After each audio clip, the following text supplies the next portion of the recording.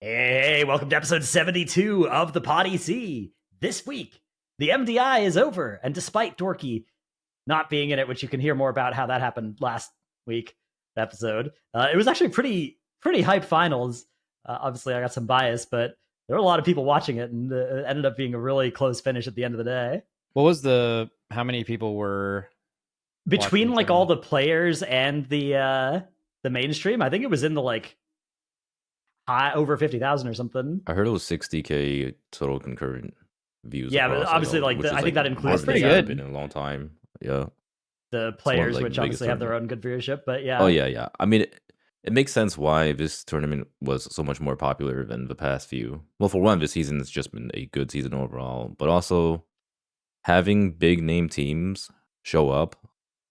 Like the top four were Perplexed, Mandatory, the Echo guys who renamed to Wunderbar, and was it Miscount? It was actually really hyped to watch because it was a complete roller coaster. It was like, wait, Miscount's actually popping off on day 2, but then all of a sudden, like, wait, Mandatory's gonna win this one, but then all of a sudden, spoiler alert, if you don't want to listen to the spoilers, Wunderbar actually took the tournament. Yeah, so we came into the last day with Miscount in the lead, and then for a lot of the day, Mandatory was in the lead, and then Wunderbar was in the lead, and then Mandatory was in the lead again, and then Wunderbar won in overtime. So that's like inherently pretty hype.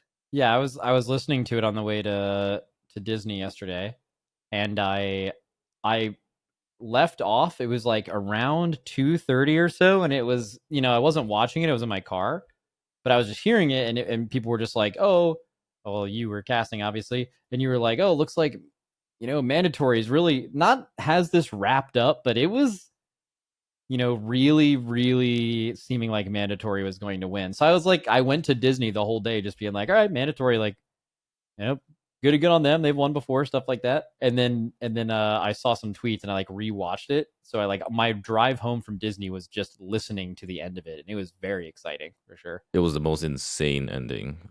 Like, it couldn't have been closer of an ending. Yeah. But yeah, so the craziest part was each of the teams on Saturday got a top key done. Yeah. We saw Miscount. We got World First 23 Motherload. Nobody thought it would be possible that early on. In fact, I heard from the Miscount guys that they didn't even enter 23 Motherload in practice. Like, they straight up just got to the second boss at most in practice, and they pretty much one-shot a dungeon on Saturday, which is insane. I mean, that's what happens when you're playing in tournaments. You just get a tournament buff. You just passively get 10% more damage out of nowhere. Everyone's just so fucking locked in. That's sick. Yeah, I mean, I have a lot to say about resilient keys later on, but it's related to this.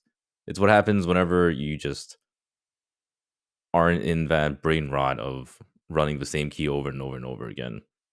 But yeah, so they got 23 Motherload, and then Echo got 22 Theater of Pain, and who was the last team? Mandatory got 22 Cinder Brew. 3 different teams with 3 different top keys, and they were all, were they all the same score? I don't remember.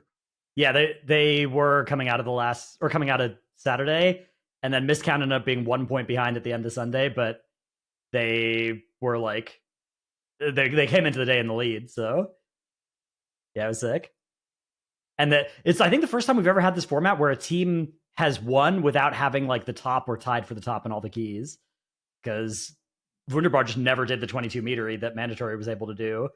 They just improved their timer in the 21 instead, which is a little bit weird. That's always one of the kind of downsides, I think, if it's not close, is time improvement can kind of suck for viewing. But I didn't even know that was the case. I didn't even know that there were, so when I was listening to it on the car, to me it sounded like everyone's done all of the keys that are possible to do, and we're just working on time. But literally the metery that Echo did and had such a crazy run in, Mandatory was the only thing. Echo didn't even attempt a 22. They did one pull of it at the end of Friday, and then they never went back. They just sped it up in the 21 instead, and they had the 21 or 22 theater that Mandatory didn't do. So the two teams had a different 22 than the other. I don't know if that's never happened, right? It was sick. It is the first time I think that's ever happened. Yeah. Wow, that's really interesting. Because usually the winning team is have your own set of cards. usually the format's kind of good because as long as the second place team is close to the winning team like has all these keys at the end of the day, and then the second place team is like one behind, and if they can match it, then maybe they can tie, right? And like that's kind of fun. But this time around, it was genuinely like 3 different teams that each had their own strengths and weaknesses in the different dungeons, and like Mandatory had this sick theater route that other teams tried to copy, but it had a lot of hard stuff with it, and they weren't able to do the 22 in. So yeah, I don't know. I thought we got really lucky to have the teams be. Why did that happen all this as good. season? Why this season? Like, was there anything about the rules or the dungeon pool or anything that allowed that to happen, do you think? Or do you think it was just like RNG? I want to say it's the avoidance. Like, not gonna lie, the avoidance made this tournament more interesting to watch because also just them selecting the correct key levels and the correct dungeons. Because had they picked Rookery or Workshop, or if the keys started lower, it would have been super lame to watch. But it just happened to be like the right keys, the right level, and the avoidance decision made it kind of interesting because players got to actually push their limits, and instead of like, all right, we're gonna get really hard walled by this one boss, and because we can time this key with 5 minutes, or because we can time this key with 5 minutes, but we can't kill that boss on a higher key level, we just go for timer instead. So it led to this situation where, depending on which team you were just better in a certain dungeon. Like Mandatory, they were just more practiced in Cinderbrew, and Echo had some crazy cook in Theater of Pain where they're just jumping off platforms and snapping mobs and somehow not getting disqualified. Meanwhile, I got disqualified for using a shocking disclosure. But yeah, it was pretty cool. Like the final hour, people were questioning these teams' decisions. Like a lot of the viewers were not happy with them going for timer instead of going for points, because it's always more exciting to watch points, right? It's kind of like when you're watching boxing. Like when you're watching boxing, you want to see someone get knocked out. You don't want to just watch these teams win based off of how many. You don't want to hits see they people got running in. the same dungeon they have already completed. Yeah. But I think the thing that's normal. Okay, so I think that's more acceptable in a tournament where it appears everyone, or at least the top 2 teams, have like cleared the dungeons that are clearable, and now they're going for time. But it was like they are going for time in a dungeon that someone else has timed a higher key of in the tournament, and that's I mean, that is just confusing because that hasn't happened. Yeah, it's like, what are you doing, Wunderbar? Like, go into Cinderbrew 22, and then people are like, same thing in Mandatory stream. They're like, 21 question mark. Like everyone was just so confused by the whole situation. Yeah. I have a cook for making that not happen. It's one of those things where like the fact that it seems so counterintuitive to everybody, I think means it's probably worth changing, even though it's not like there's not any real reason that it has to be, that it's not like exciting to watch a team go for, a 29-30 timer or something. Like that's not inherently an unexciting thing to watch, right? But everybody gets so confused when people are going for the time improvement keys. So what you could do is you change the tiebreaker from timer to who got that key done first. So, or who got to that point total first. And then that's like something you can't change. You can't improve it. You just have to get an extra point if you were the second team to get to a certain point total. Oh, that sounds rough. But yeah, I can see that. Yeah, it would devalue the time element of keys, which is a bit of a downside because like if you're 2 minutes faster, maybe you should get rewarded for that. But I don't know. I will say watching Echo in that final hour was actually exciting. Like, I've never seen a team so locked in before, where they're just shaving time and time and time. It's like almost like watching the Race to the World First, where you're seeing a boss getting progressed at a rapid pace, and you just see the boss like getting pushed further each P1 or 2. It's like, all right, instead of getting the boss to 65%, they got to like 63% this time. Like, where did they even pull this damage out of from? And That's that final resilient key. run, they just went flying. They went like blazing through that entire key, and it was actually insane to watch. But yeah, it was also like the first time we've seen 3 keys in content, or 3 teams in contention for first I place. just find it fascinating that all the teams were like, it's time to go for time, in when there are timeable, clear, like proven timeable keys, and so early in the day to make that decision too. I just found that to be so interesting, especially because I found it out on this podcast. I couldn't even believe it from just listening to it, Yeah. Yeah, it's one of those things where like just because some other team has proved that it's possible, like if you've never done it in practice, especially the theater for the teams that didn't have the 22 theater, and like you have to do this strategy that Echo has of like jumping off the side and gathering this pull that you've never done in your own practice. I think it makes sense that like that's going to be very hard to just implement. A couple teams tried to, but more likely than not, it's gonna not work out. Yeah, honestly, to be fair, these teams didn't know they could have done it either. Like I said, like a lot of them just did it for the first time in tournament. It's not something like they even practice. Yeah. What's your take on resilient keys, Dorky? Oh, well, there wasn't a whole lot to say about it, but it was mostly just I feel like it's gotten really out of hand in the really high key situation. Like for not for like people who are doing less than 17 keys, but like above that, there's been some shit going on. Like people selling keys, uh, people getting to insanely high keys that they've probably never entered before, or just like not really having like a good understanding of how the dungeons even work. Like I don't even know how it works. I've been in these pug keys with players that are doing like a 17 or 18 key, and they don't even know the basic mechanics of some of the bosses or mobs. And there's also just like basic skips that they don't even understand, like skipping the double hobgoblin in Cinderbrew. Also, you just have players like this Jangbeat mage I've been seeing. I've been seeing comments about this guy. Wow. He yeah, apparently there's this wild mage out there who doesn't even know the basics but is able to time 15s, all because he has friends that He are has able friends, to like do yeah. these keys. Yeah, and well, everyone's he's like been getting coaching everyone's from upset Liquid and Hopeful jealous. as well. Okay. Yeah. I don't know, whichever player in org that is associated with Oh, that, I wow. think should be really really embarrassed about unleashing Jangbi upon the pug scene. I mean, that's just like kind of going to happen though. Like even before resilient keys, if you cleared a high key level on your main and that was your friend group, you logging on an alt and getting a higher key you otherwise wouldn't have had access to is like super normal, right? Like that's been happening.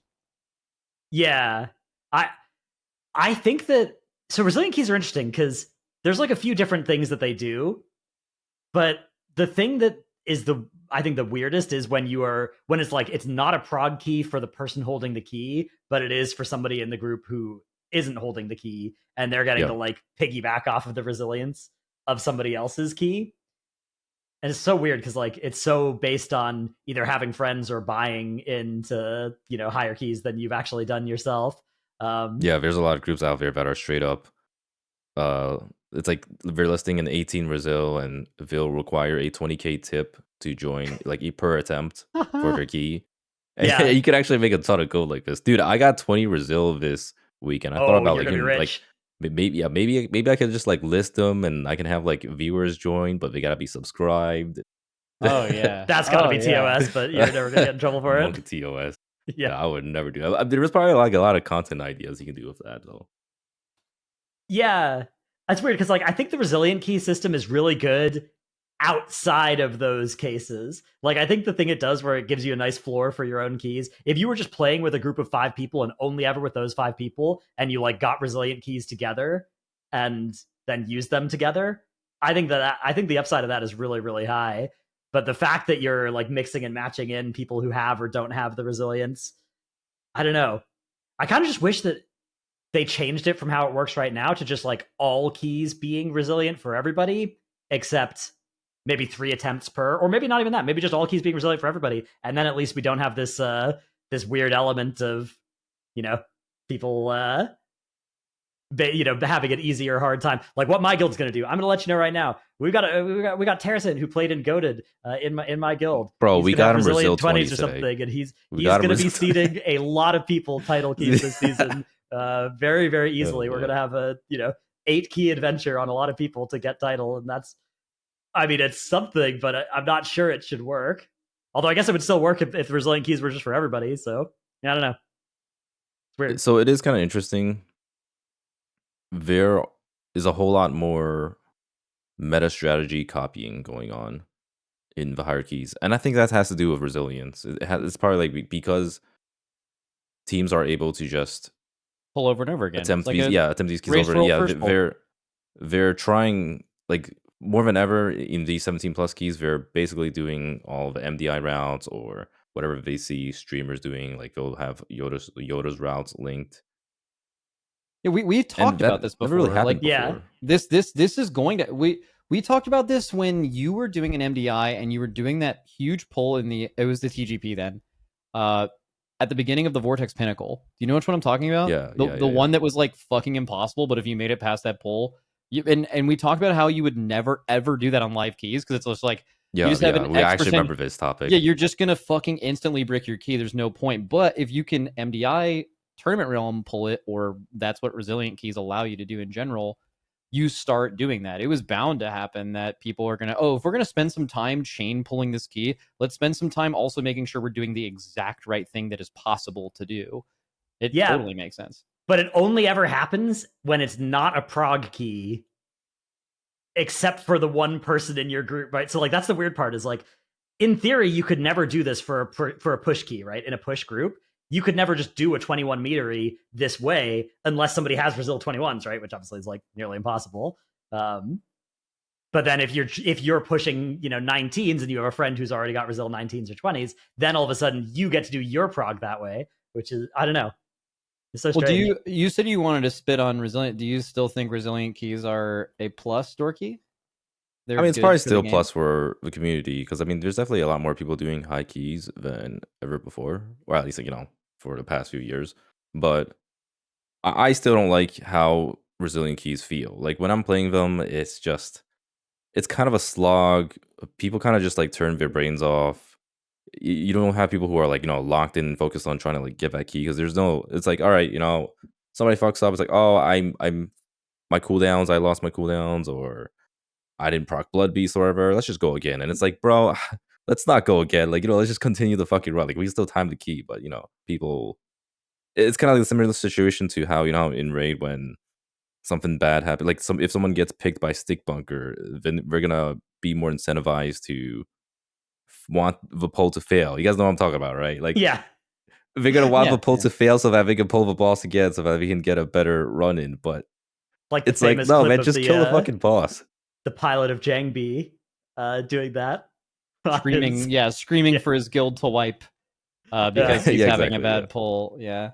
Blow up, bomb, bombshell, bombshell, bombshell. Make sure you guys get big and go into the boss. Bombshell. Do not hit a territorial bomb. Hit it. Hit the bombshell. Yep, use them now. Bombshell, there it is. Oh, come on. Go into him. Boom. Boom! I knew it. That's why I cloaked. That's why I cloaked. No, bombshell! Boom! Yeah, I don't know. See, that's the thing. Like, I have done a decent amount of MDI prac in BFA or whatever, where you just are running the same dungeon over and over and over and over again, and like, I also don't enjoy that style of keystoning. But I don't think it's too bad like that yet. I don't know. I haven't really done super high push keys yet this season, but from the streams I've watched, it's like, I feel like what we're at right now is not that happening. It's like that's starting to happen. And it's one of those things where like if this stays this way for many moons, then maybe that'll actually start to be like a really, really degenerate, meta. Is there a solution? I will say it depends on Have the either of you dungeon. thought of one? I feel like the best solution is to make it so that you can't run the same dungeon for at least like until like at There's least a 10 minutes. cooldown? Yeah, there's a cooldown. So like you have to at least do a good chunk of the dungeon before you can go again. Or like if you decide to go again, maybe you have to go to a different dungeon. And if you don't come back. go far enough in the key, it's like a 30-minute, you can't start this key, which is enough. But it'd have to be enough to deter you. And also you have to ask like how many of all the people doing Mythic Plus is this affecting? Anytime you're doing a like Blizzard should make a change for this, the first thing they're going to ask themselves is like, well, how many people are interacting with this very bad interaction? And if it's ever just a really small amount of people, it might be harder to get them to do that. Well, to be fair, Resilient isn't even affecting a whole lot of people to begin with, right? Like, because it starts from plus 12. It's not like something that happens for the lower end keys. But they've also set a precedent that they're willing to work with the high key community this expansion, right? For the first time ever. So you also have more chance for them to actually think about it. Or we could also do brackets. That was another thing I was thinking about. Like, you have to when you do the plus 12 bracket, it doesn't deplete below plus 12, and then like a plus 15 bracket, sort of like Mythic rating in a sense, where like if you're like 4 out of 8, or even better idea for Blizzard is what if they just tied Resilient Keystone to how far into mythic raid progression you are. So if you like clear 4 bosses, then you get to unlock resilient 15, and then if you clear the entire raid, well, now you get to get resil 18. This is a great idea. That's a really good take. Yeah. yeah. So you have to raid in order to actually get resilient keys. But actually, I've been seeing people push for they want more out of the resilient system. Actually, like people have been saying they want resilient to be 1 above what you're already at. So if you've cleared all 14s, they want it so that you don't deplete below 15.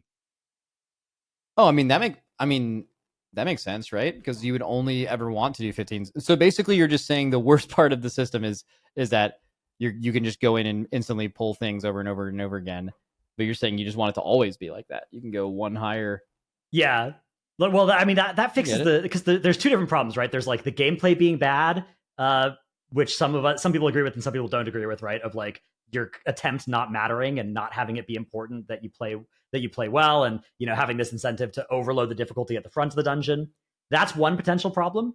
And the other potential problem is the haves and have-nots of it, right? Where it's like there are the people who get to play with friends who have resilient keystones that matter to them versus the people who don't, and the system is different for those two. And the problem is if you fix that side of the thing, but you also think the other thing is a downside, more people are going to be exposed to that downside, because the problem with the other one is that less people get to play with resilient keys.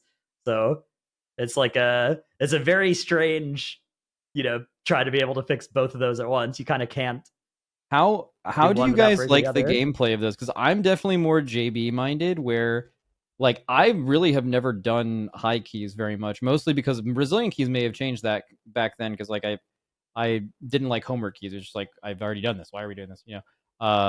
Which resilient keys aim to fix. But I loved MDI practice, which is basically resilient keys now, where you just spend all day trying to make a pull that shouldn't be possible. That was awesome. That was super fun. But also that is exactly what you're saying is taking the fun out of this for some people, right? So I wonder, do you guys know which side of that you sit on?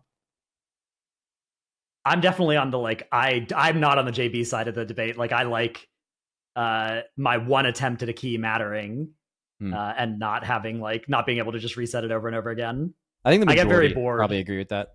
Doing the same. Yeah, I would say it makes it feel more. So it's kind of like playing hardcore classic versus just classic, right? If you're just playing just classic, then it doesn't really mean anything if you die. It's all right, you're just gonna do shit casually. You're just gonna. It's more chill, right? It's more laid back. Kind of just going through your entire adventure. It's oh, if you die, whatever, who cares? It's just you go again. But when you're playing hardcore, there's a different mindset when you're playing the game, and it just changes the feel of the game entirely whenever there's something on the line. So I don't know. I'm a little bit of both. It kind of depends, right? Because when I'm just chilling, resilient keystones are nice. If I'm just playing with whoever, I'm just playing with Greg, he's not busy, and we're just slamming some resil keys. It's whatever. It's kind of chill. But if I'm actually hard pushing keys, I prefer having the keys go down. Do you miss people actually homework having to keys? try. You're still doing homework keys right now, so it's not it Okay. actually really changes. It's just the homework keys are a lot more laid back. Yeah, you can't lose in them in the same way. Yeah. Today we're just doing some Resil 20 workshops, and it's we had some deaths on the first pull. Whatever, just you just run it again. Yeah. See, the thing is, it's kind of even lower stakes than TGP or whatever, right? Or MDI, right? Or TGP especially, or even time trials, because in TGP you only have the 5 hours, so at least there's still a cost to. It's a small cost. Oh yeah, but there's a cost for having it's a pretty big pull. cost, I would say. It's not even a small cost in TGP. Yeah. I've heard of some real degenerate gaming strats brain rotting because of it? sessions. Not strats, but I've heard of some players who were straight up progging an 18 priory for 8 hours straight. And they still That's some MDI shit, dude. That's fun. I fucking love that shit personally. Do you guys remember, God, what was it? There was that stream of somebody who spent 20 hours on the Korean dude. On the end of the Korean dude, and also the Kyrian dude at the end of Spires of Ascension. Oh yeah. Yeah, the last boss there. There's I remember it was just a phenomenon where thousands of people were tuned in watching this guy attempt it over and over again in a depleted key. And that's basically what these things are, right? Is they're kind of depleted but not depleted keys. Bro, I missed that guy's stream. Yeah, I was about to say, did did that content run its course, or did that guy throw not? Well, making no, that, like- so it's because Korea Twitch is not a thing anymore. Right. I remember Oh, that. yeah. Because yeah, Forgot which about is that. why a lot of the Korean streamers are gone, which is kind of sad because I mean I felt like he was a big part of, like, even though nobody, I mean, like, a lot of the Westerners don't understand what the hell is actually happening. Well, I mean, we know what's happening, but we don't speak the language or anything, so it was still like a regular part of a WoW season. People would just tune into his stream every like season, and he's just in some above average key, and he's just attempting that key for 10 hours straight. Yeah. But dude, the feeling of like you're doing those pulls and you feel yourself getting better every pull, and you can like feel your group becoming more consistent. You're like almost getting past it, and then like finally completing that pull. Oh man, that's as good as like mythic progression is. It's the same thing. So it's like really hard. That reminds me of Faded season. Not Awakened, but Faded. The first time, or maybe the second time Sire Denathrius was out, my guild did the 20 stack. And we just tried to kill the boss through a 20 stack in P1, where you just spawn all the ads at once, and like we tried for like 30 minutes and it like kept almost working, and then the pull, it actually worked, where you don't even realize because it's so laggy for 5 seconds that you realize like somehow it's all dead.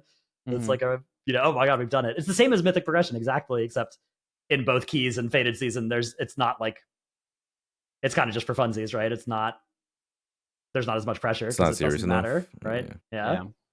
Which I guess it kind of depends on how you feel about M+, which of those categories it lands in.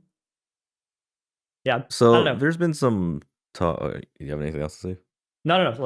Go wherever you want to go. So there's been some talk about.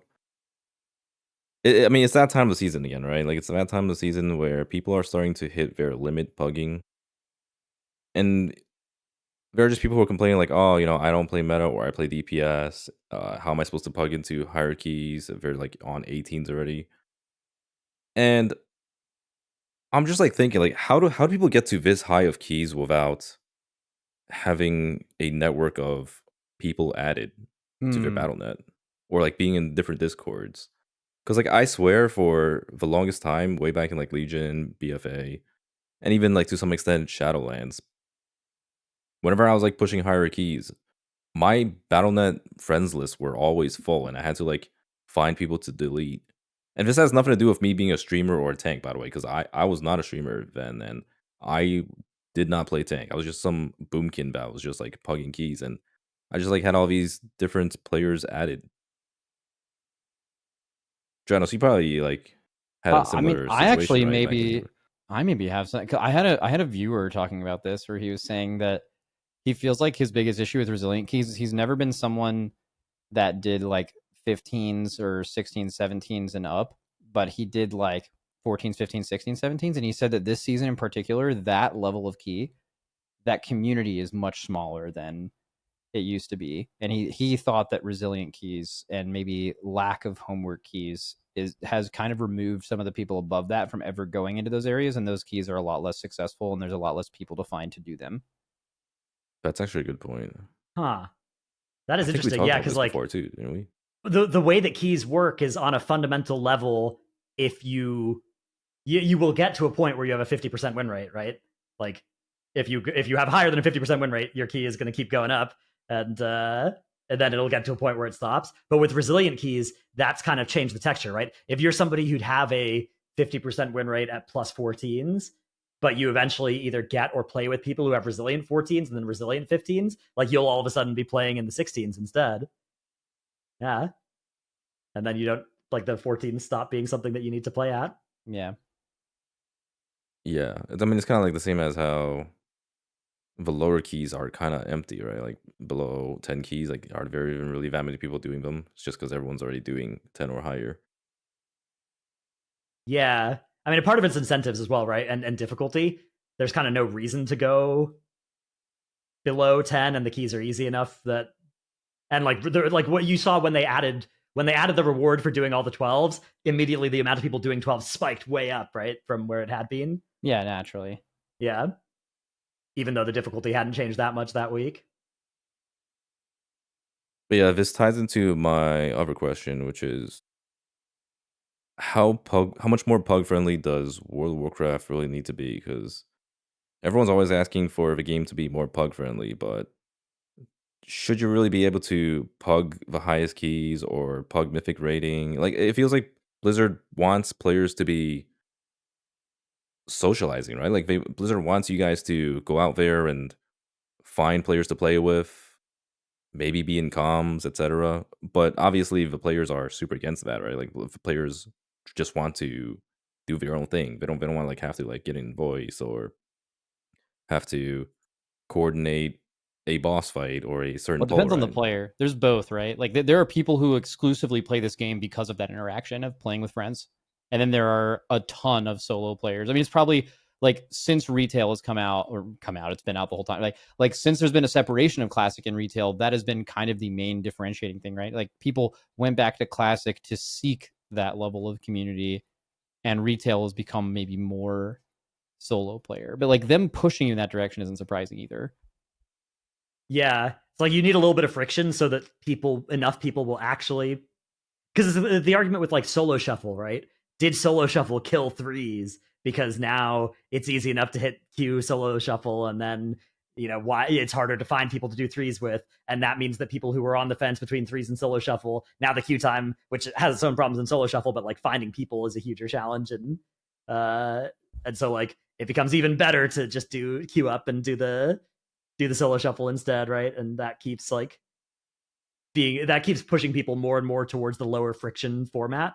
And with M plus as well, that's like when we talk about whether M plus should have a solo queue, which I think is sort of the answer to this, Dorki, right? Where it's like, if Blizzard wanted to let us just have M plus have a solo queue, like they could, but then maybe that would kill all of the fun that people end up having by playing with friends and like making friends. And but then, like you said, the people that are still doing pugging 18s, like obviously they're not going to start adding people to their friends list. Kind of, there's a huge amount of incentive for them to be doing that, right? In the process of pugging up to 18s, like they should have done that if they were willing to, but clearly they're very unwilling to. And so, how much more can Blizzard try and coerce those people into doing that? Versus how much should they just meet people where they are and do something like make a solo queue? Yeah, I mean, you're at a certain point, you're gonna reach a level where you have to be on comms. Like, it's just gonna happen, right? Like, there's no level of rating or M plussing that can just be pugged. Yeah, and that's good or fine, I guess. I think it's good as well. Yeah, although I know there's a lot of friction between people who they see the title range as being like close to where they're at from pugging, and they want to be able to get it without doing that, the comms and stuff, finding a group of friends. But yeah, I agree. I think any game that you can't, I think that any format where you can queue up with friends, if you choose not to, you should expect that you're just not going to be going to quite the same level, right? Like, otherwise the game just has to be so easy that it doesn't mean anything, or yeah, I don't know. That it just becomes like kind of like slop. But if you made a solo queue, right? Like solo queue MMR could exist. It's just like you'd have to lose if you depleted, which people wouldn't like.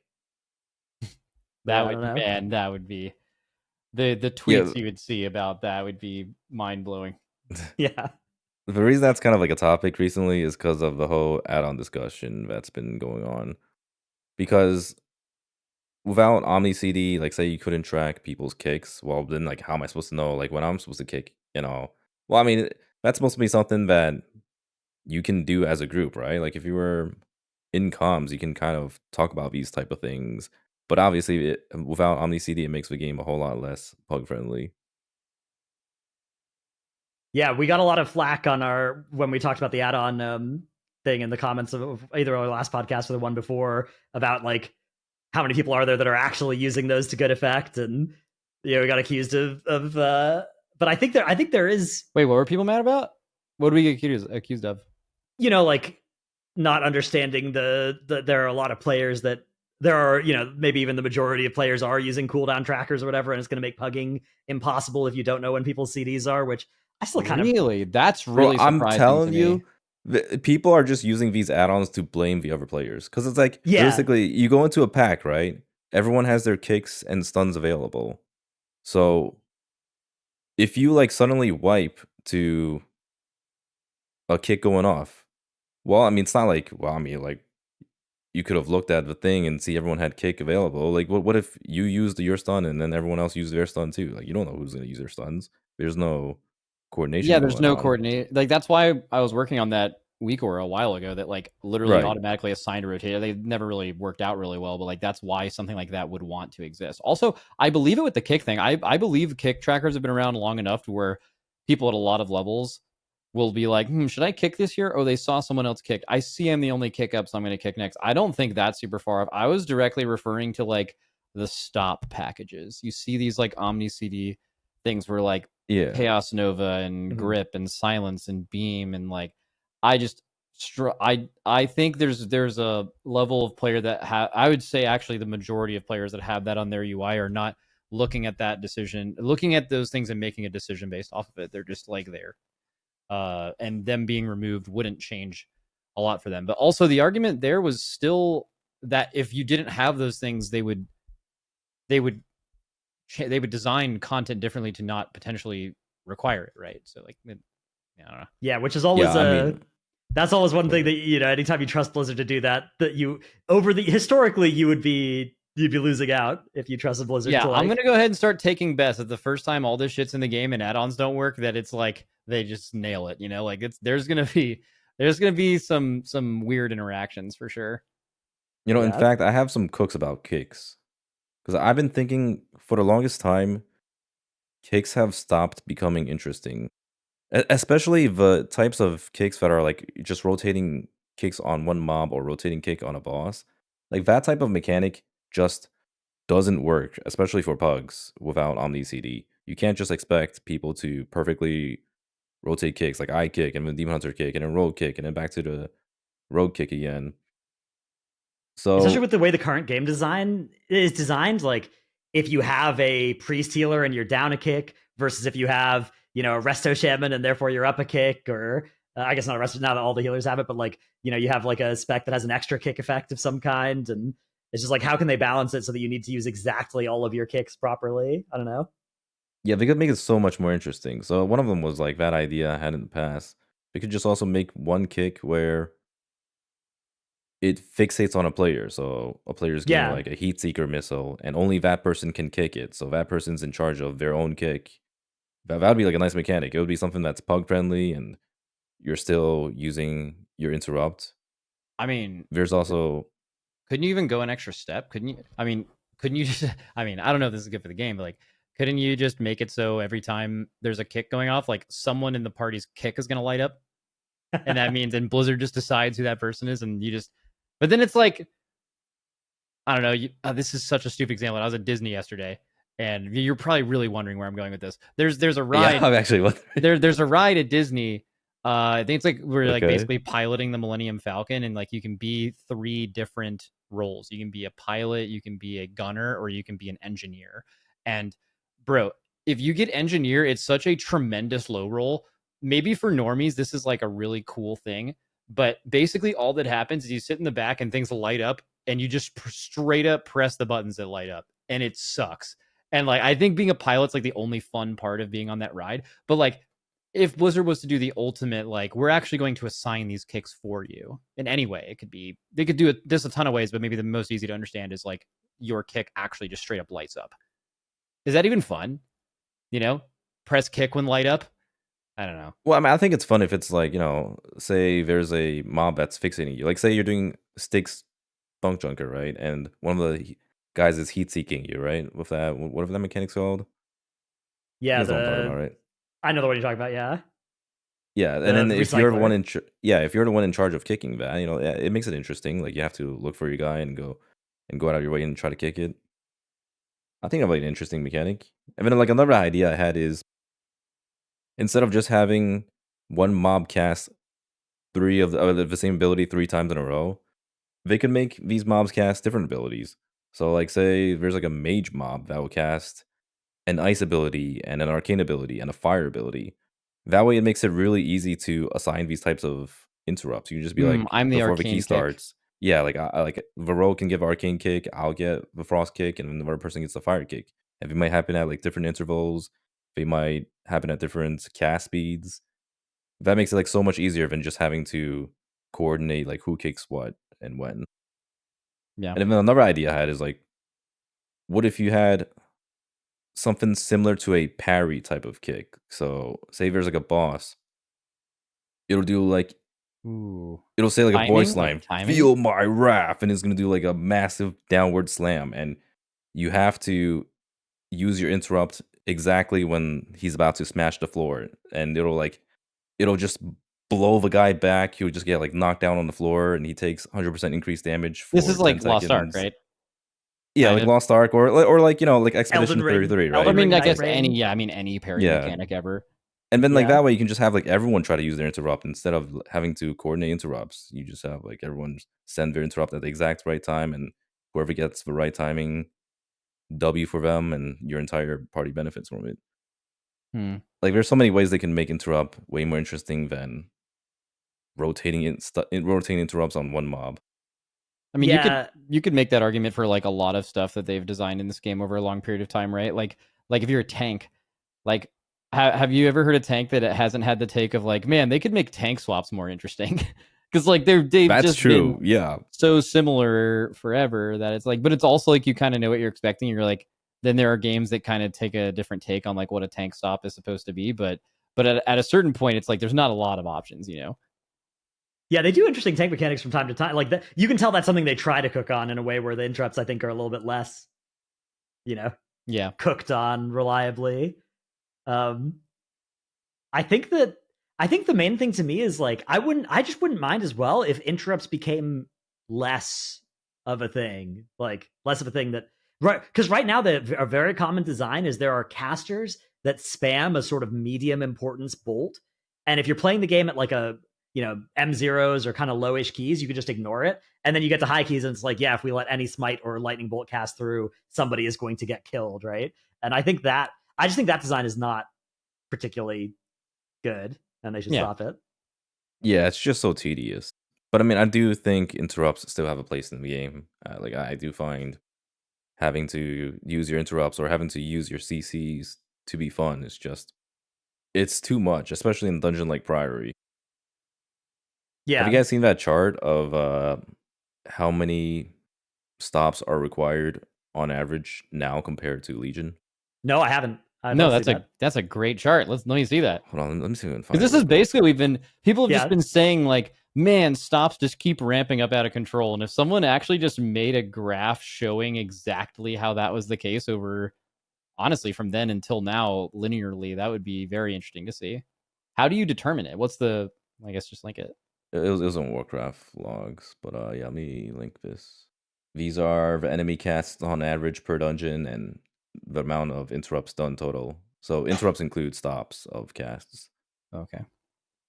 Oh, it's then you can just Legion in the war. Okay, I see. Yeah, I mean, I'm sure someone could like find out. I mean, for it the rest probably of the still dungeons. tells the story. It's just showing the beginning and the end. Yeah. Like, look at Priory. Yeah. That is actually insane. Yeah, Priory, the number of interrupts you need, even though the number of casts is because like all the casts are interrupted by those smites and fireballs. The amount of Yeah. casts in Priory is almost more than like all of those without that aren't 100 combined, or like 4 or 5 dungeons combined. That's crazy. Yeah. Yeah, look at Notharian's layer 25. I think this is like kind of obvious to anyone who's Yeah. looked at it, but it is crazy to actually Yeah, see just the to like numerical actually see difference. it visualized. What I would love to see, maybe it takes a lot longer time to do this, but like showing it like season by season almost, I feel like it seems like it's just been increasing over time slightly, and maybe there's been larger jumps in certain expansions and stuff, but that would be interesting to see like where it started. Yeah, Yeah, because I would like, I love to don't see, think like, they a should graph. remove interrupts. I do think interrupts should still be part of the game, but they should make them fun and interesting. Mhm.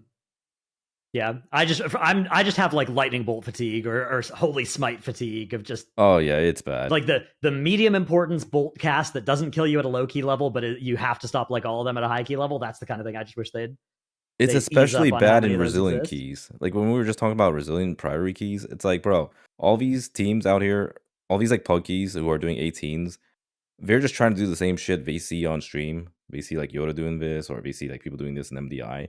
And so they're just attempting the same thing, except they're not nowhere near on the same level of coordination. So it's just you go in there, bolts are just going off left and right. Your healer is just trying so hard to keep everyone alive, and you're just like spamming all your defensives, trying to live.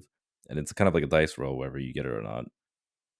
What do we have? Is there anything Oh, there was my announced? rant video that you I watched it earlier on Oh stream. yeah, Yeah, I did. Yeah, I that was couldn't. great. I couldn't watch that because I can't listen to my own voice. Like, I hate listening to my own voice. I don't know if you guys have I this know as that well. feeling. Yeah. Yeah. But what did you think of it, I thought it was great. dude?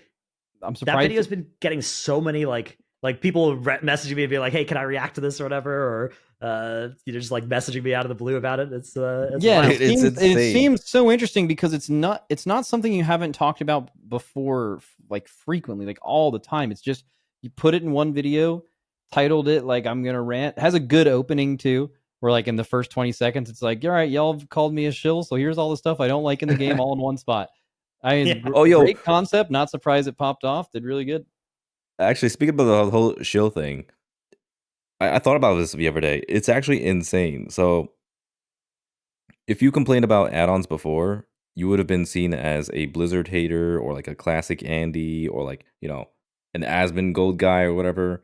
But nowadays, if you're like, all right, W Blizzard for making these changes, now it's like, oh, you're a fucking Blizzard shill. Like, I can't believe you're wanting to Oh, remove interesting. add-ons. It's like how have the tides turned? We go from a Blizzard hater to all of a sudden you're the polar opposite. Now you're just a Blizzard shill for agreeing with the idea of Well, like, I mean, so I mentioned this on reacting to Dratnos' video that it would be, I would love to see this in YouTube comments too, but to like see people's true intentions. Like there are people who could listen to your take on something and be a very reasonable person and understand nuance and totally think you're being a Blizzard shill from what you're saying, like with a valid reason. And then seeing that person like you see two people type you're a Blizzard shill and the other person, and I know these people exist, that where if you are not like just slandering Blizzard's every fucking move, you are a Blizzard shill. Like they just fucking hate Blizzard, and anything that isn't just directly like almost antagonistic towards them is just like, bro, you're a fucking shill. Like how can you not believe this, and you can't tell the difference between those two people, and people who are gonna, the whole add-on thing, but also it's like understanding what add-ons you want gone. Like the Asmon crew is like, we don't play WoW anymore, so we won't see the immediate downside of this. So cool with me, but just remove all this shit because I am, I'm not going to get the immediate downside. But they just need to get rid of all this shit now, and eventually the game will be good. And in the meantime, we're all just like, that means the game's going to immediately be worse for all of us. But that doesn't matter if you're not playing, right? But maybe you'll play one day. I doubt it. If they make all these changes. But they were referring to every add-on. I think the take that we've kind of had for a while is like getting rid of all these add-ons would make the game a lot worse, but removing the in-fight stuff would be something we all agree with, right? That's not the take from the people who are calling you a shill now. They kind of just want all of them gone because this is what's made the game that I used to love bad. Well, so from what I've been seeing is a lot of people who are like super vehement about this whole add-on deletion thing is the people who really love having stuff like Omni CD and just having perfect information is what I've been calling it, because a lot of people are just they're too used to playing the game with perfect information. Like they want to be able to see who the cast is on, right? Like the whole target of target weak aura that's going around in M+. Mhm. Or Omni CD, like they want to be able to see who has interrupts, who has defensives, etc. They want to see like when exactly a certain mechanic is coming out. They want to see all these different things that they don't necessarily need to see. Yeah, but and part of that I understand, because what you're asking them to do is to give faith that yes, it is nice seeing this stuff, but it's nice seeing it because that's what the content requires of you. But clearly there's been this arms race thing, and you just have to expect that the content's going to be different if we don't have access to all these tools. And Yeah, that's just saying Blizzard's going to do this well. And I think you'd be pretty you don't have to be. It's not unreasonable to say that you think that wouldn't happen, at least initially. So I totally get it. I mean, or it could just also be like people just end up doing lower level content, and it's not the end of the world. Yeah, I mean, obviously, like if the key level goes down from one season to another, like who cares, right? We only kind of measure ourselves relative to. Well, but I mean, other relatively, people. some players are also getting affected, right? Like the whole pug players versus organized. True, players. I guess there are Like, going to be if some you are winners in, and losers between. yeah, if you are a pug pug and player, non-pug you're players. straight up just gonna have a rougher time than someone. You think so? Okay, you I tell me think so, an yeah. average pug player versus somebody in a high end group. Which person's making better use of tracking add-ons? Of add-ons, yeah. I would say it's the high end players. Yeah, okay, I have to think about that a bit. You might be right. Yeah, I was going to Might say change it my mind. carries. It Depends, should, right? It depends on the specific one that you're talking about, but there's a lot of like the best uses of weak auras that are, it's like Mira's comes up with this nonsense, and No, it's, yeah, because like to be fair, like if you have someone like Gingy in your team and he's calling literally every kick and stop perfectly, that's kind of more OP than if you're just some pug player who can see if kicks or stops are available. yeah. yeah. I mean, it's definitely, if done right, them making the content a little easier and then reducing all the crazy amount of information should lower the vast gap between the most like high key pushing player and the casual. Right. I think you were spot on, Max, though, about like there's sort of this element of like, should this be something that you do in your head versus something that a game or a weak aura thing does for you, right? And like, where should the difficulty come from? Like, should the hard part of WoW be knowing that you need frost resist gear and like knowing how to farm it? Should the hard part of WoW be knowing when your cooldowns are up, even though they're down in the bottom left of your screen, and knowing what buffs are on your character, even though they're up in the top right of your screen? Should the hard part of WoW be like knowing when a mob is about to cast a fireball that it's got off CD? And my answer for those is like, well, for some of those, like I think knowing when a mob's fireball is off CD, you should do in your head. And I think that the weak auras we have that put that on their nameplate are making the game worse. But should I know when my Icy Veins is up by looking down in the bottom left of my screen and knowing when I have a proc by looking in the top right of my screen? No, I want that in the middle of my screen. So I'm an enlightened centrist on the kind of poor philosophy there. But there are definitely people on the extremes on both ends. Dude, And then there's, of course, when we talk about the shill thing is, remember when we did our worst and best guys episode? Oh, tier yeah. list, and there's like hating Harry and glazing Gary or whatever their names were that are just always the person who's always pro Blizzard and always anti Blizzard, and like those people also are getting involved in this conversation, just making short term temporary allies because they it fits their narrative. Yeah, exactly. Dude, when I think of like, oh, they shouldn't get rid of this because it's like a skill thing. That reminds me of Festermite. Like I remember seeing a very small amount of people when they changed Festermite from being just the most annoying thing ever to deal with. They would be like, dude, I hate that they changed this because you could outplay people by like making sure your thing started at the right time. It's like, yeah, that's true, but also it fucking sucked. Like even if you were doing it right, it was terrible. Like it was so not fun. Same with like, snapshots, right? Back in mob. Snapshotting dots. I don't know. Snapshotting dots was like a fun gameplay loop. Like that I'm not talking like all things you can use to outplay someone I just mean like Festermite specifically, the way to outplay someone a lot of times was to like put your pet on passive at the end of a pull, or like literally AFK so you didn't pop those last remaining things, or not pressing any buttons, or not generating any wounds because then they would pop when they died. And it was like the gameplay was like you had to like not play your character, which was terrible. Well, but wasn't that kind of the same with snapshots? I mean, so I didn't play mob, but I assumed it was similar, where you'd like not want to you would not want to pandemic your dot if it was an empowered one, right? Because of like your trinket procs or whatever it might be. I mean, I did both of those things, and Festermite made me want to pull my hair out. And snapshotting dots during that time where you're not refreshing it, you don't feel bad because, I mean, this is why they made the change, because obviously some people did want to like just pandemic your dot as part of your rotation. But if you knew that dot was hitting crazy hard because it was snapshotted with like 2 trinkets and lust or something, like you would gain satisfaction in knowing that information and actually completing it. But that's not AFKing. You're pressing another button. You're not having to like. I mean, obviously subjective, but okay. What about gear swapping in Legion? I haven't thought about that in a while. I remember thinking at the time that was like fun because it like enabled you to do things you otherwise couldn't do, but it was so basic that you just basically just had macros where you changed between the exact same sets of gear for bosses and for trash. And that was also something that was super, like, not super fun to do in setup, and also like lower level players were definitely not doing it. So it was just kind of an easy Blizzard slam dunk to be like, here's a way for us to lower the massive difference between the top and bottom. I think I supported that decision. At the time, I think I was like, that's lame, but I think now in hindsight, I think that was probably a good thing. What do you think? Yeah, it would have been messy as hell. Like just having to carry around a bunch of different gear nowadays, and it would be impossible to balance. And we weren't even optimal then. Like we were like looking back at Legion, Dude. like we had actually no idea how to optimize, and now that Bro. we do, I feel like that would have gotten imagine so the out of weak control. auras and like add-ons that people would have for like perfectly swapping your gear. It would Yeah. be insanely cringe. That would be insane. Yeah.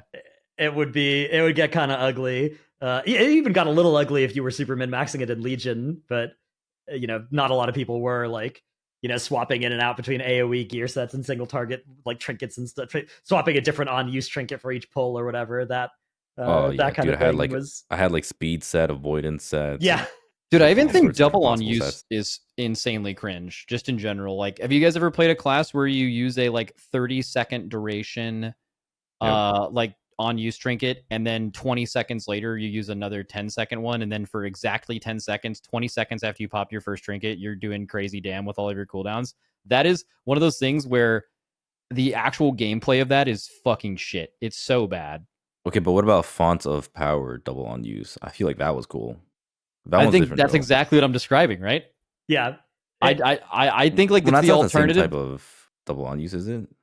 Font of Power was like a really long duration one you would use. Yeah, but first I and was then like- do it a second later. Yeah. Okay, so I thought you were talking about like using the one thing for about Font like of Power one big was use the- and using another one for a the different use. quality of life on Font of Power was at least kind of good because it was like a 4-second channel and then a 30-second buff, and it was at least like, I don't know, at least felt kind of playable to me. But It was just OP. yeah, exactly. Like it was one of those things where it's like, so you're remembering something in your mind where it's like, man, that was OP. I liked this thing that I had on my character when I was really strong. But Yeah. I don't know. I just feel like if you're playing with a passive trinket and an on use, and you just have the on use be simple to understand, I just feel like that's so much more enjoyable than having to manage. Like, there's never been a time where I think double on use has been like actually fun to play outside of it being strong. yeah, I think that's it. Like the people remember Font of Power fondly because it was so OP, but it was not actually that fun of a gameplay pattern, was also except for the cool, fact to that be if you fair. did it right, you would do the most damage anybody's ever done. Well, think about it like what was that fucking trinket at the beginning of Dragonflight? The puzzle box? Oh yeah, People hated Puzzy B.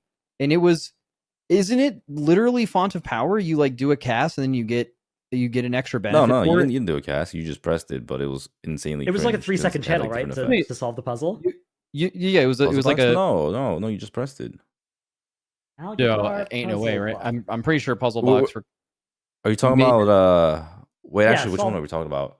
Oh, Oh no, the I'm puzzle thinking box about inscrutable quantum device or whatever. Oh, yeah, IQD. IQD, yeah. Well, IQD was flawed for other reasons, but no, I mean specifically puzzle box, because like people were like, dude, I fucking hate that puzzle box is BIS for me. And it's like, well, it's BIS because it gives you a ton of stats because of the cast. If it didn't have a cast and it was just instant, it would obviously, that's less punishing. So you would just get less secondary stats.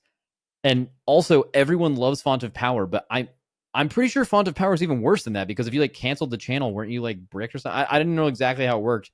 It like didn't stack up all the way. No, I mean you just straight up didn't get it. I think. Yes. Well, I think you got like a lesser version of it. Well, it didn't last as long, or it wasn't as powerful. Basically, every like tick of the channel was like you gain more things from it. Yeah, it was, so it was you are, like Evocate. but yeah. it goes on cooldown, right? So you are fucked if you cancel it early. Where like Puzzle Box, if you like stop the cast, you can just at least cast it again and get the full benefit. Not to say that wouldn't suck, but it sucks have as bad. But the view on one versus the other is totally different, and it's just because you were super crazy OP and you loved playing BFA Season 4 that Font of Power is good and Puzzle Box is bad.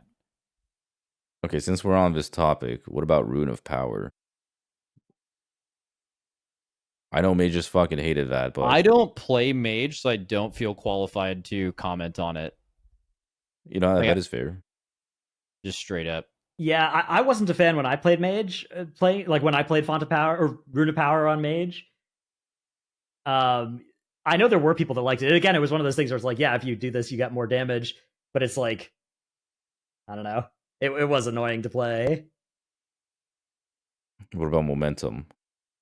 I like Well, Momentum. Absolutely loved it. And the Yeah. best part about Momentum is if you didn't want to do it, you had a viable, very easy, non-movement based alternative the whole time that momentum was good, whether it was inertia or all the way back in Legion with momentum. Like as opposed to like Breath of Syndragosa, right? Where anytime Breath of Syndragosa has been OP, if you just didn't like that playstyle, you just sucked. You couldn't play anything else. It wasn't viable, really. That's how I feel about that. Vendor Boomkin. I guess Ashen Hollow, same expansion, kind of literally same covenant, kind of. I just think Blizzard can't make super long cooldowns that are actually as powerful as they need to be at that cooldown length. Like if you make a 4-minute cooldown, it needs to be, I guess easy math would be twice as good as a 2-minute cooldown, right? It takes you it's twice the cooldown length. So, and like I would say that's pretty close to like what Ashen Hollow was. If you look at a 3-minute cooldown like Venthyr Moonkin Incarn, was it 50% more powerful than like a really, really good 2-minute? Definitely. Yeah, like maybe more, but I'd say it's pretty close to that, like 50% better, which is crazy, right? That's a huge number. But the thing is, it's just too impactful. It's just, you can't, like, for it to actually, like for example, meta for a long time was a 4-minute cooldown, but it wasn't like a 4-minute cooldown.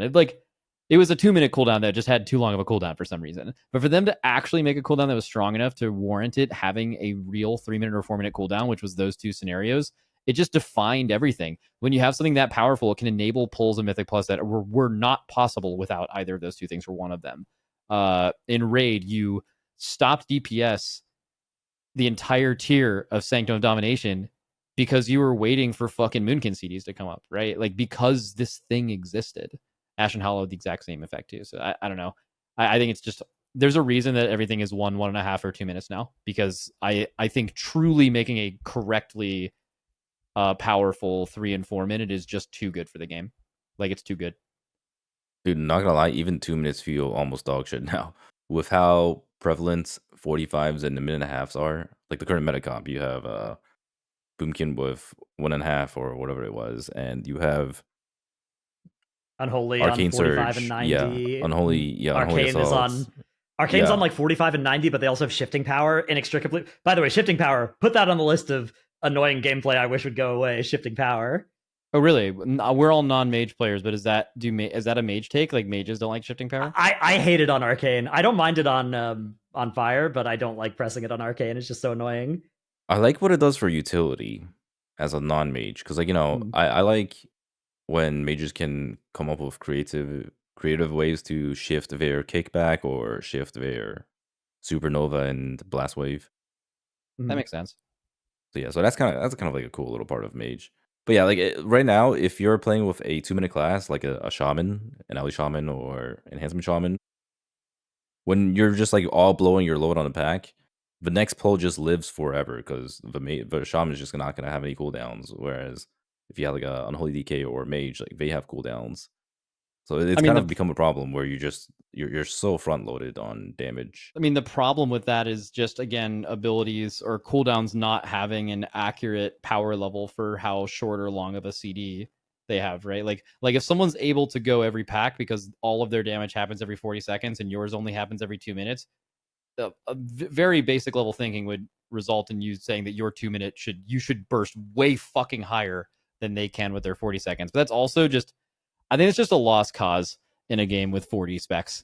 It's just that actually aren't homogenized and play differently. You're just going to have shit like that happen. Well, because Blizzard's kind of moved away from there being specs that aren't based on their CDs, right? Like, I guess they're sort of outlawed, but it used to be that like half the specs in the game were like, yeah, I'm a frost mage. I'm always in icy veins unless I screw up. My damage is flat, right? And now it's just like, yeah, every spec. We took frost mage and we changed icy veins, and now it's a regular CD again, right? And just every spec is like, yep, I have my CD. It makes me do 2.5 times as much damage as when I'm not having it up, and my entire life is about my CD. Yeah, so you're saying they have homogenized it in a way? Yeah, they've homogenized it down, except for the length, like except for the exact multiplier of the CD, which does change, just like that's just random balance fluctuations often changing that, and then also the timer of it, whether it is 45, 90, 2 minutes. But even besides that, like they got rid of a lot of the. It used to be a lot more 3 minutes in the game, and those are all gone now, pretty much. Yeah. It's weird. Yeah, but because also they've I been get why they're trimming them doing it. down. Yeah, Yeah, I those mean, are, I like, a lot understand of why the they got gameplay rid now of 3 is- minutes. yeah. I mean, Like, even 2 threes minutes are didn't starting feel to go good. away. That was the Unless it complaint was about OP. threes. Yeah, like Yeah. everyone, bro, if you had a 3-minute cooldown, you were complaining about this game 100%. Like you were just like, dude, everyone that I know rotates everything based on 3-minute cooldowns, and you're right, that does happen. You know, so like I totally understand the aversion to that. It'd be super annoying. So, another question. Are there any DPS that actually don't really do damage outside of cooldowns anymore? I feel like almost every DPS nowadays just kind of does damage always. Like the old archetype of like the Moonkin, like the Venthyr Moonkin is probably the most extreme example of this, right? Where they do all their isn't it Sub Rogue?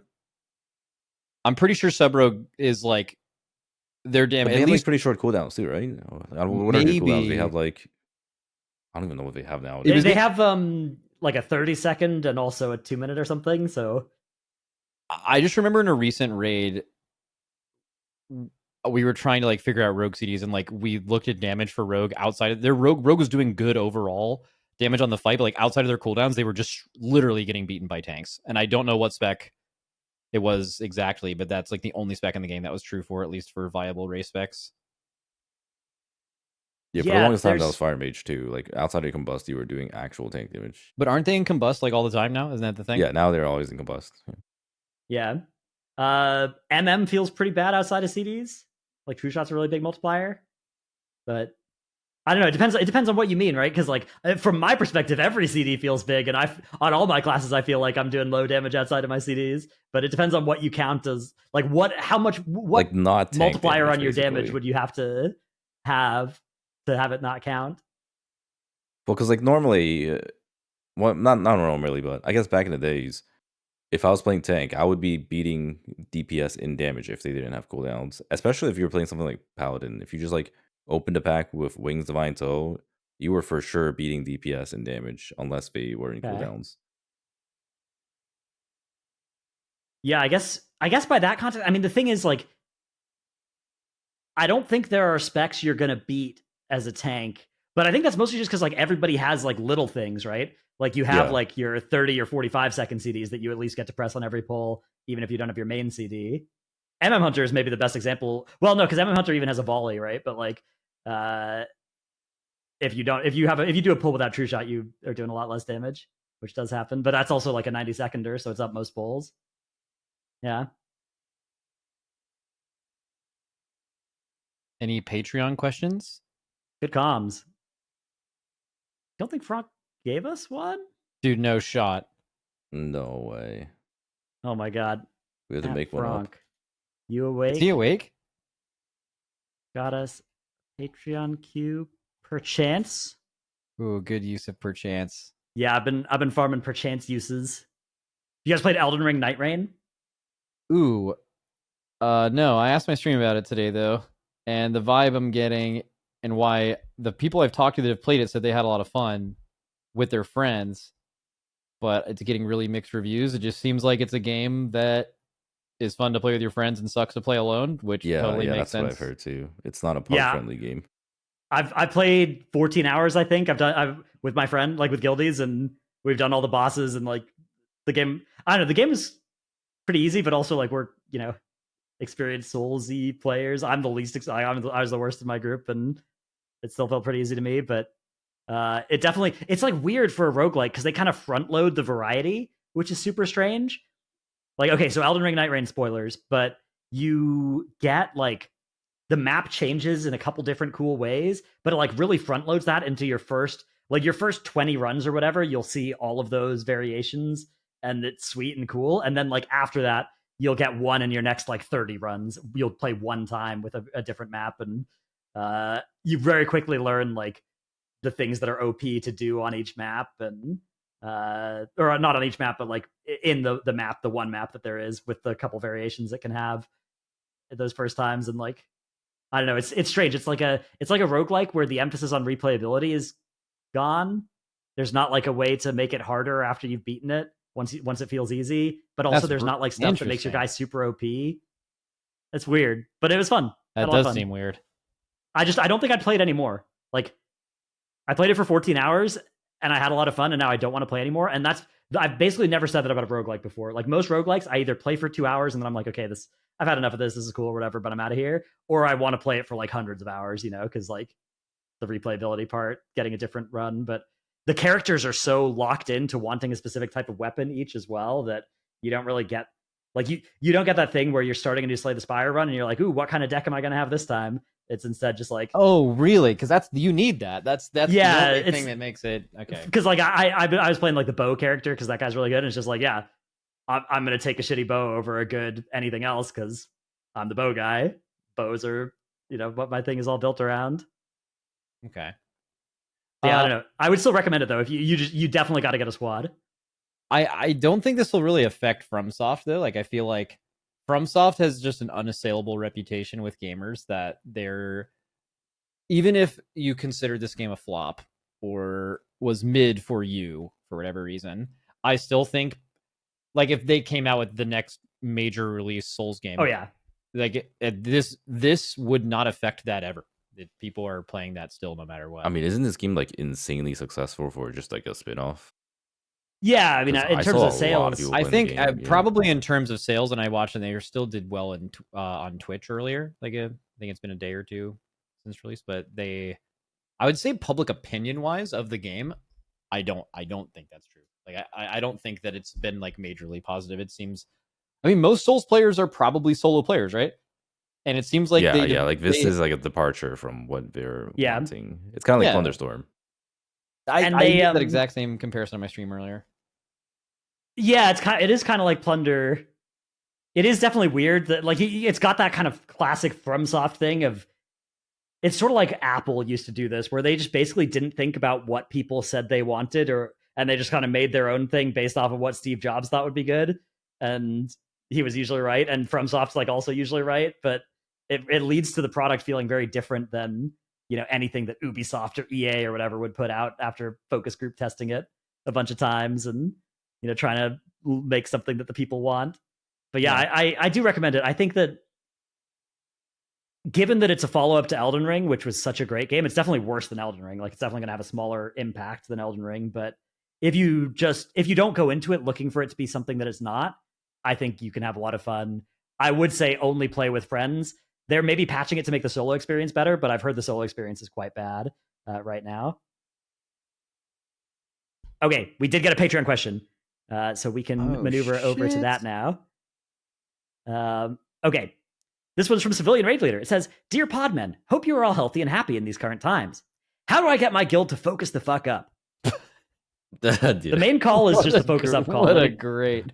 Let me tell you, is you say focus up, immediately everybody's going to lock in. That's been my experience. Focus the fuck up. Yeah. I'm telling you, it's a fucking resilient problem. Yeah. So what I mean is, when you're near killing a big boss, 7th or later, and you're finally navigating through that last 30 or 45 seconds or 10% of the boss, what strategies or types of calls can a raid leader make to get everyone focused, aware of what's about to happen, and support the raid in executing something they may have never seen before? How important is the demeanor or tone of these calls in these clutch moments?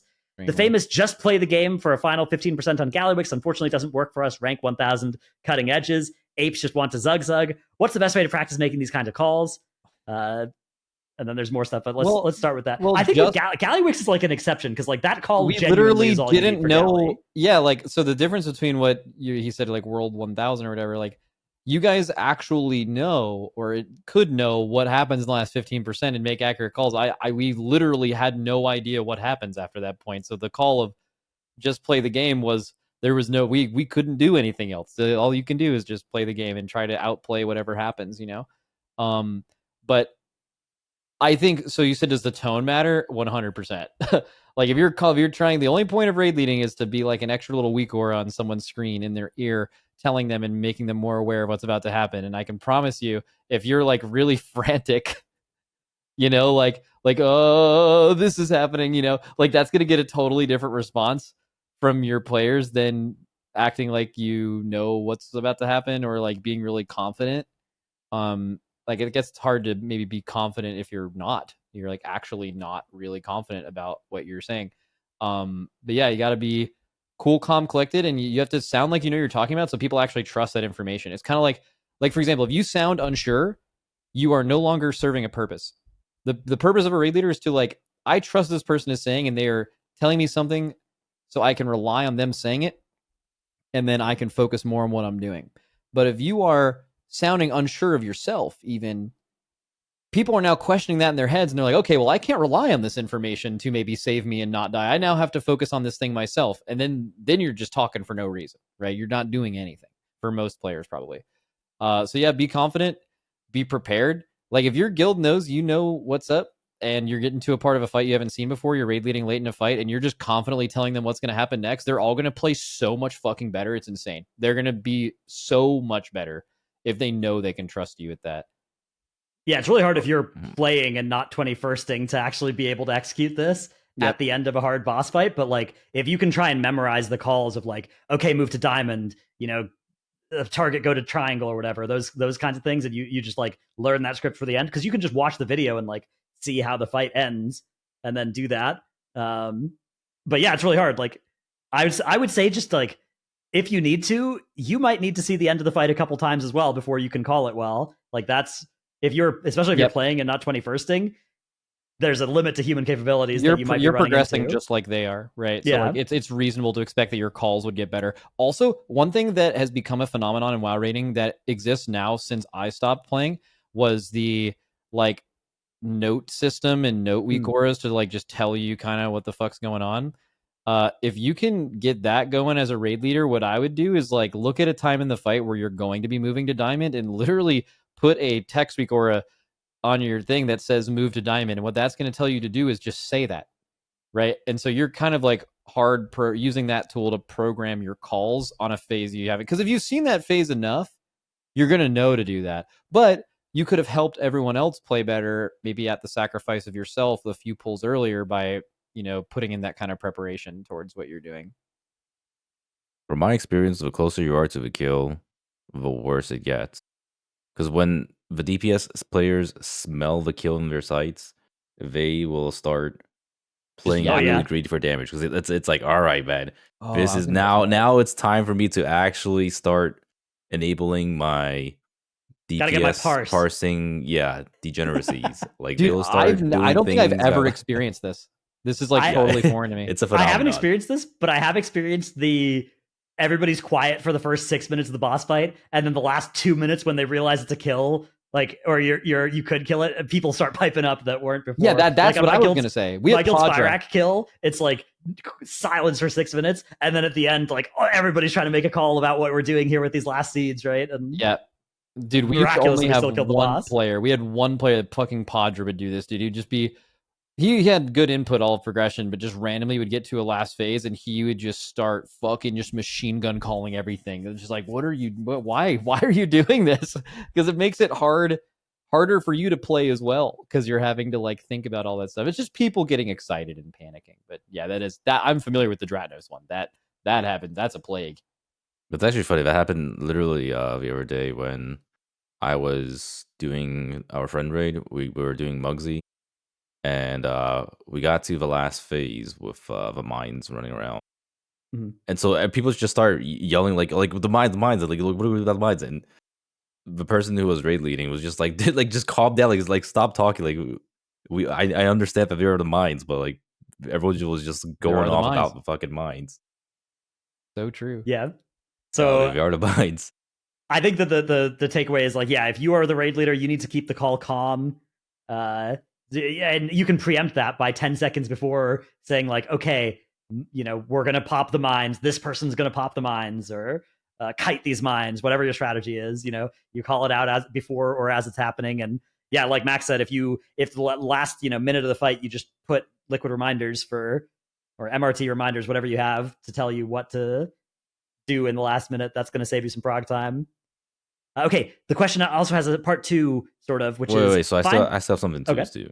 Yeah. So I will say one thing that raid leaders do that I'm like a fan of, and something that I also do when it comes to MDI stuff, is when you bring up how good the progression is going, like if you're positively reinforcing, like no, unironic, like because like a lot of players don't know how the progression is Yeah. going. Like so if you got the boss to say like 5% lower than what guilds were killing it at, then you're like, guys, like we're so far ahead right now. We're literally, we can kill this literally the next pull. It's that close to a kill. Or like if in MDF, I'm like, we're in an insane split right now. We're like 30 seconds faster than our previous split.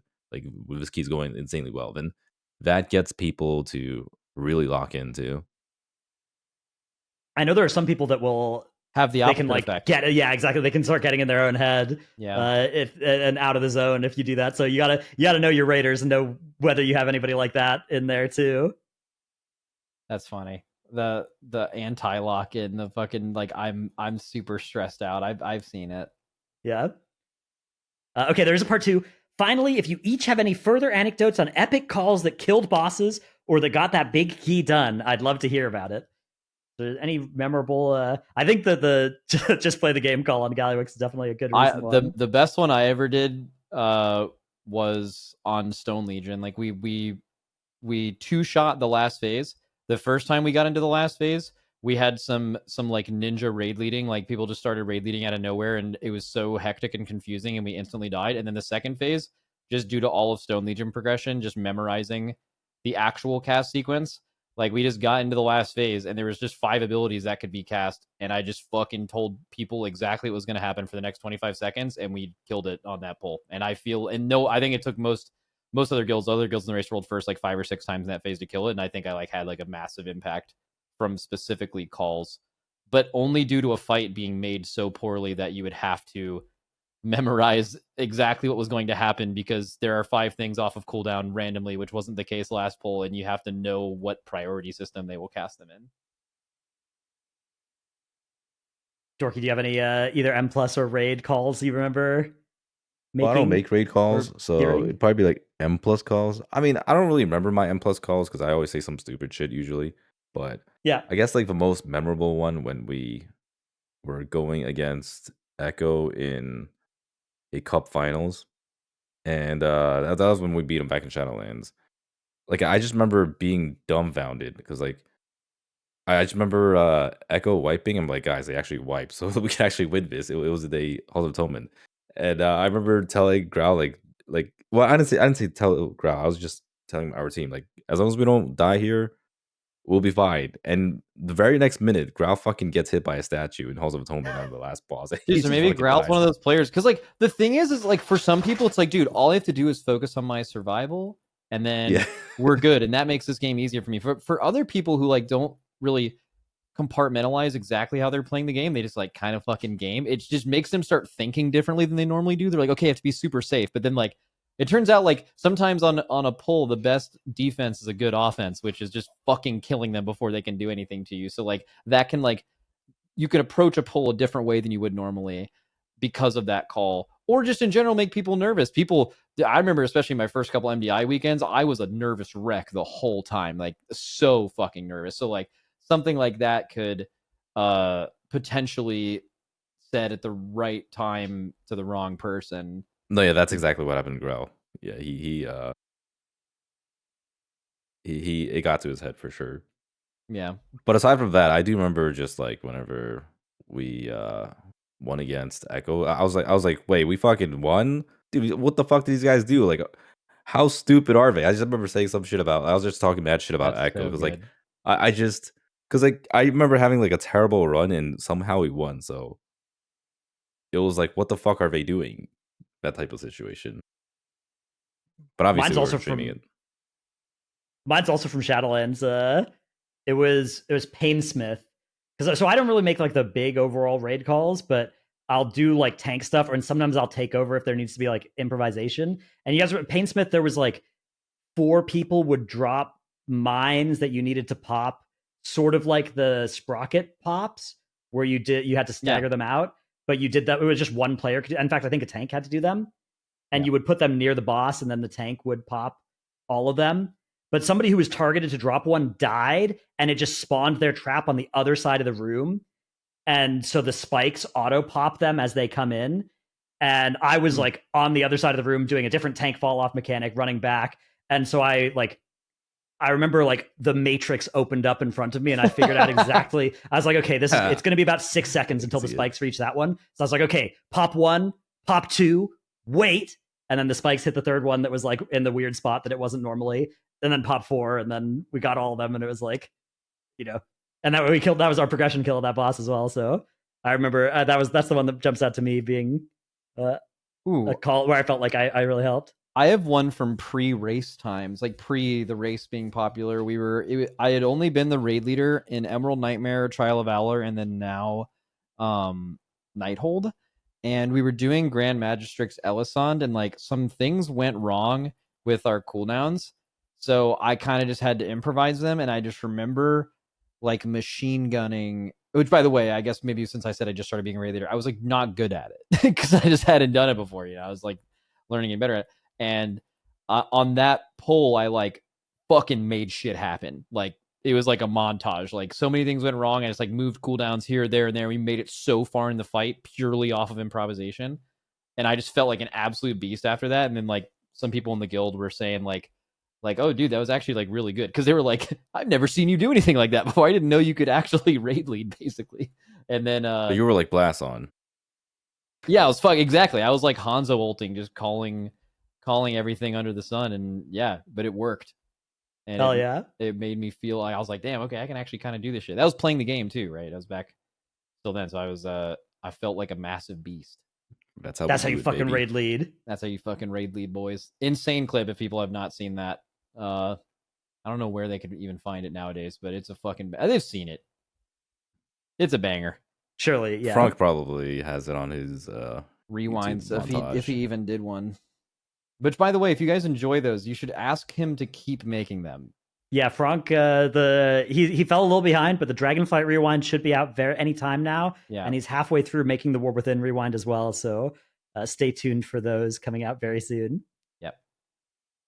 All right, the Patreon question closes with thanks for not being the bench. Warm regards, a humble civilian. Thank you. Guy's given us a few. Yeah, this guy's given us like 40 Patreon questions. The quality's been consistently high, so thanks for sending this in. I think the okay, one of them was like another raid buff question. I remember, wasn't it civilian raid leader that like just accidentally stepped on the landmine of asking us just unfortunately one too many raid buff questions, and I think I was just like, there's no fucking way we're getting asked about this again. I felt so bad. Well, yes. What are you humming about? I'm just looking through his Patreon questions. Oh, what is there like a fucking log of them? Yeah. You just scroll. Oh, okay. Wait, where do you see Patreon? Is there like a document? No, it's just in our Discord channel. Just like in all the archives? Oh. I was about to say, there's no one channel where all these are at, right? Are you going through each individual episode link? Bro, I'm so confused. No, you never asked about any raid buffs. Where are you finding this information? What do you mean? Just in our Discord. Dude, there is no channel in our Discord that just has Patreon questions. Like the one where they submit them? Wait, that's a thing? That's what I'm saying. We don't have access to that. Only Fronk has them. Okay. Which channel then? There's like a bunch of different channels. Yeah, just look through each of them. You're looking through each of them? That's insane. There's hundreds of them. Well, you could search our Discord hundreds, for there's civilian literally raid leader. Oh wait, yeah. Did you search? There are for 7 civilian results raid when I leader? searched that.